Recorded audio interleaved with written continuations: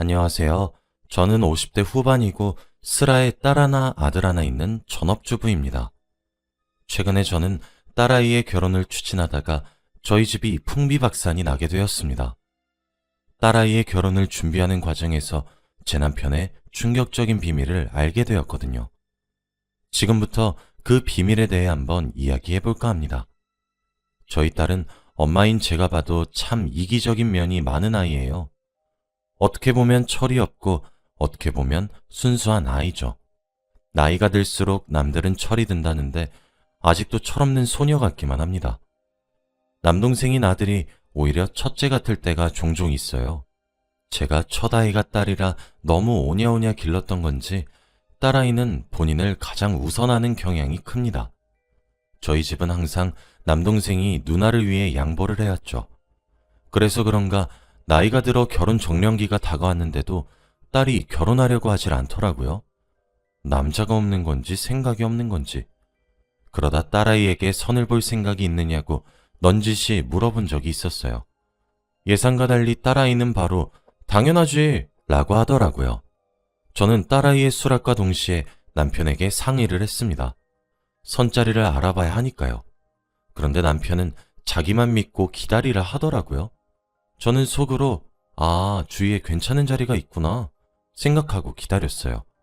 아니나 다를까 며칠 지나지 않아 남편이 자리를 하나 만들었더라고요. 그렇게 대망의 선을 보는 당일이 되었고 저는 딸이 이제 정말 결혼해서 독립하기를 간절히 바라는 마음으로 성공을 빌었습니다. 그런데 집으로 돌아온 딸아이에게 이것저것 캐물어보니 영 내켜하지 않아 하는 것 같더라고요. 그래서 제가 마음에 안 들어? 라고 물어봤어요. 그랬더니 딸은 아니 그냥 그저 그런 것 같아서 라고만 대답을 했습니다.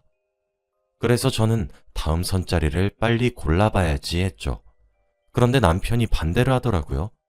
남편은 딸에게 아니 한 번 만났는데 어떻게 상대를 기피할 수 있겠어? 아빠가 얼마나 고심해서 고른 상대인 줄 알아? 사주팔자를 살펴봐도 너희가 그렇게 천생연분일 수밖에 없는 팔자래.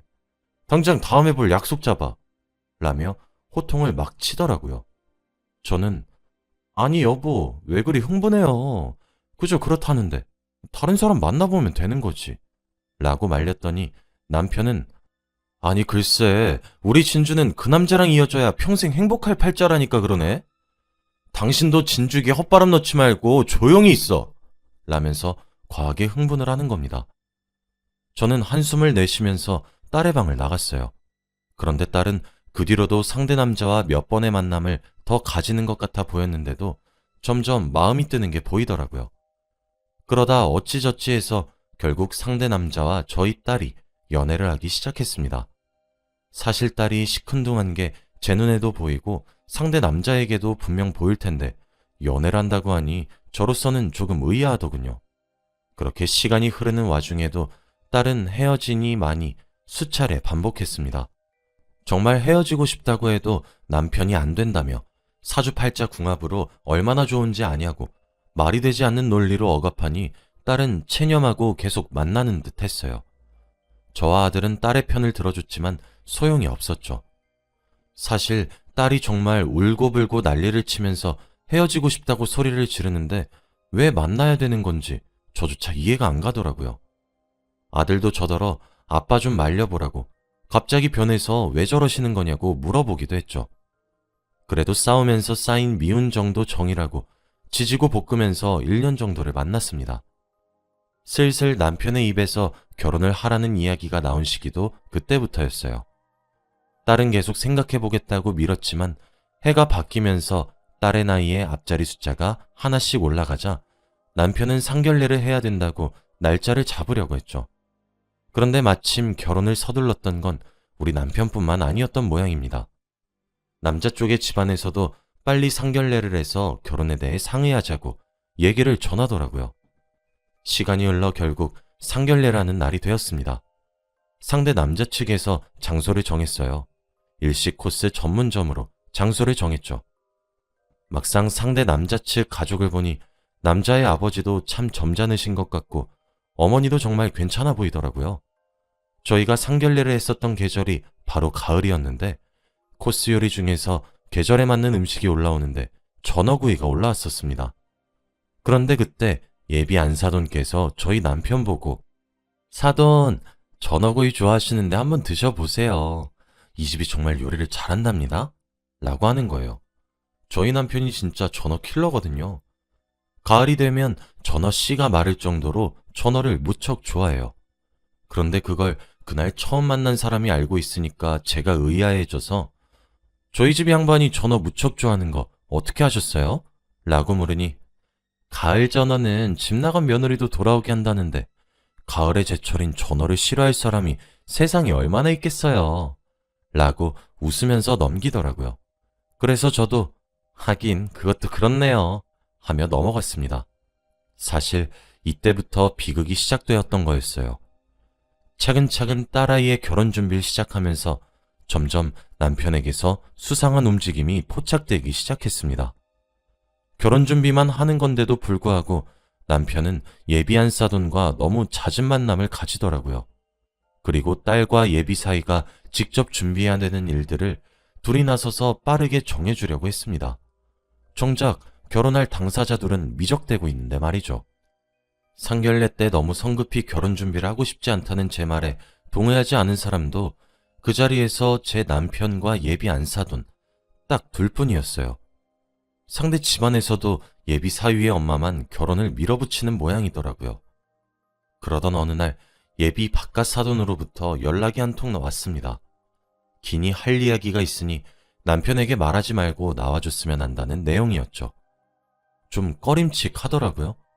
제가 왜 그러냐고 물어보니까 일단 저만 먼저 알고 있어야 될 이야기 같다고 답장이 오기에 일단 알겠다고 말을 한 뒤 약속 장소에 나갔습니다. 그런데 저는 그 자리에서 너무 커다란 충격을 받아 한동안 헤어나오지 못했어요. 돌처럼 굳어 우두커니 의자에 수십 분을 앉아 있었죠. 예비 바깥사돈 입에서 나온 충격적인 이야기는 바로 제 남편과 예비 안사돈이 불륜관계로 보인다는 이야기였습니다. 저는 너무 굳어 대답조차 제대로 못하고 멍하니 있었어요. 처음엔 부정했고 그러고 화도 났다가 어이가 없어서 실소가 다 나왔죠. 저의 그런 감정의 변화를 저보다 한 차례 먼저 겪으셨던 건지 제가 감정을 추스르고 진정하기를 기다려주시더군요. 저는 어떻게 알았나요? 라고 물어보았어요. 그랬더니 남편분께서 요즘 외출이 잦으시지 않으세요? 그거 다 제 아내를 만나는 외출입니다. 전부 다요. 라고 하더라고요. 저는 저 진짜 너무 어이가 없고 기가 막혀서 믿기지 않는 거 잘 알고 계시죠? 증거라도 있으셔서 그렇게 확신하시는 거예요? 아니면 증거도 없이 추측으로만 이렇게 말씀하시는 거예요? 라고 쏘아붙이듯 물어봤어요. 그랬더니 자켓 안쪽에서 사진을 여러 장 꺼내 제게 펼쳐놓더라고요. 일단 이거 보시고 말씀하세요. 저도 알게 된 지 얼마 되지 않았어요. 하루는 제가 거실에서 TV 보며 과일을 먹고 있는데 옆에 놓여있던 제 아내의 휴대폰으로 전화가 한 통 오더라고요. 그런데 걸려오는 전화번호가 등록된 이름이 멋쟁이 하트로 저장이 되어 있었습니다. 몇 분 뒤 아내가 거실로 나와서 휴대폰을 들고 돌아가는 걸 보고 소파에 누워 아무렇지 않게 여보 아까 전화 오더라? 라고 말하면서 누구한테 온 거냐고 넌지시 물어봤어요. 그런데 아내 입에서 나온 상대방이 바로 사돈댁 남편분이었고요. 저도 믿기지 않았어요. 저는 설마 하는 심정으로 아니겠지 하면서 심부름센터에 돈 주고 의뢰했어요. 제 아내가 바람 피고 있는 것 같으니까 뒤를 좀 밟아서 증거를 만들어서 가져와 달라고. 지금 제가 보여드린 이 모든 사진들 고작 사흘 만에 다 찍힌 거예요. 제가 기간을 한 달로 잡아서 부탁을 했는데도 불구하고 고작 사흘 만에 수백 장을 찍어다 줬다 이 말입니다. 그럴 수밖에 없죠. 매일매일 눈만 떴다 하면 만나서 둘이 붙어 먹으니 많이 찍힐 수밖에요. 아직 제 아내도 제가 알고 있다는 사실을 몰라요. 라고 하는데 정말 머리가 멍하더라고요. 너무 충격적이었죠. 어디서부터 어떻게 고쳐야 할지도 감이 안 잡혔어요. 근데 제 충격은 거기서 끝나지 않았습니다. 그리고 진짜 더 충격적인 사실이 뭔지 아십니까? 이 두 사람의 불륜으로 인해서 제 아들과 그쪽 딸이 결혼하게 된 거였다고요. 라는 말에 저는 아니 그게 무슨 뚱딴지 같은 소리예요 라고 했죠. 이야기를 들어보았더니 글쎄 정말 미친 것 같더라고요. 두 사람은 사실 불륜 관계를 3년이나 이어왔던 거였어요. 그런데 불륜을 저지르던 사이이다 보니 혹시 아는 사람을 만나게 될까 싶어 숨어서 만났대요. 아무래도 차를 한 잔 마시고 싶어도 개인적인 공간을 제공하는 곳을 가야 했고 여행도 가고 싶지만 혹시 모를 가능성 때문에 못 가고 떳떳하게 만나고 싶긴 했지만 나이 다 먹고 이혼은 또 하기 싫은 그런 못된 도둑놈 신부였던 거죠. 그러다가 제가 딸아이에게 선을 주선하겠단 말을 듣고는 상대 쪽 외동아들과 우리 딸을 결혼시켜서 사돈 관계를 유지하면서 불륜을 저지르자고 제안을 했는데 예비 안사돈이었던 그 여자도 좋다고 오케이를 했던 거였어요. 그래서 하루빨리 사돈이 되어 당당하게 연애를 하고 싶어서 결혼을 서둘러 진행을 시켰던 거였습니다. 만일 둘이서 오픈되고 개방적인 공간에 가서 아는 사람들을 만나서 누구냐는 질문을 받아도 사돈댁이라 말을 할 수 있게 말이죠. 제 딸의 예비 시아버지가 될 수도 있었던 분은 제게 저는 조용히 증거 모아서 이혼소송하려고 해요. 물론 제 아들에게도 모든 사실을 알리는 것도 당연하다고 생각하고 있습니다. 아무래도 그쪽도 이 모든 사실을 미리 알고 계셔야 될 것만 같아서 부득이하게 이렇게 몰래 불러내어 말씀드리게 되었네요. 라고 말을 했어요.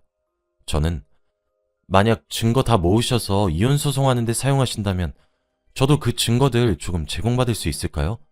그리고 저도 딸아이에게 사실대로 자초지종을 말할 거고요. 오늘 본 사진은 제가 가져가도 될까요? 부탁드리겠습니다.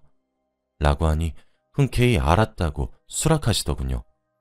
먼저 돌려보내고 난 후 저는 자리에서 한참을 일어나지 못했어요. 제 손에 쥐고 있는 사진들을 보고 있으니 정말 속이 부글부글 끓어서 진짜 가만두고 싶지가 않았거든요.